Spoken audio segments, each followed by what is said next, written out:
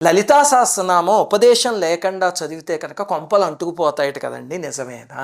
ఇది కూడా ఏమిటంటే ఎక్కువ మంది లలితా సహస్రనామం చదివితే ప్రపంచం బాగుపడుతుంది. అలా బాగుపోయాడు కన్నా కలిపురుషుడు చేసే ఒక పాడు పని. గురువు దగ్గర ఉపదేశం తీసుకోవాలి అంటే మన తెలుగు వాళ్ళందరికీ చాలా తేలిక. మనకి సామవేదం వారు, చాగంటి వారు, పద్దిపత్తి పద్మాకర్ గారు ఇలాంటి వాళ్ళందరూ గురుతుల్యులు. వాళ్ళందరూ లలితా సహస్రనామం చదివి ఇంటర్నెట్‌లో ఎన్నో వీడియోలు పెట్టారు. ఒకరోజు చక్కగా అగరబత్తి వెలిగించుకొని, దీపాలు వెలిగించి, స్నానం చేశాక కూర్చుని, అది పెట్టుకుని ఉపదేశం కింద భావించి తీసుకోండి.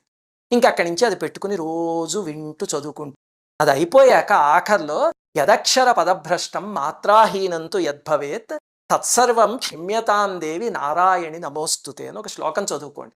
అంటే అమ్మ చిన్న పిల్లాడు మొట్టమొదట మాటలు మాట్లాడినప్పుడు తొక్కు పలుకులు పలుకుతాడు కదమ్మా! అది చూసి అమ్మ పొంగిపోతుంది కదా! అలాగే నేను కూడా ఏవో తప్పులు చదువుంటాను, నన్ను క్షమించమ్మా అని చెప్తే అమ్మవారు పొంగిపోతారు. తల్లి పిల్లవాడి పలుకులు పొంగిపోయినట్టు.